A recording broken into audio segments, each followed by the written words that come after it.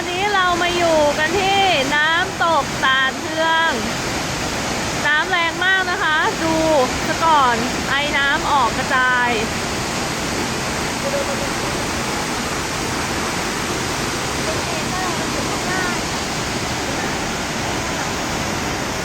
การเดินทางมาวันนี้ก็ฝนตกทั้งวันเลยค่ะนี่นะคะดูน้ำแรงมากมีทางเดิน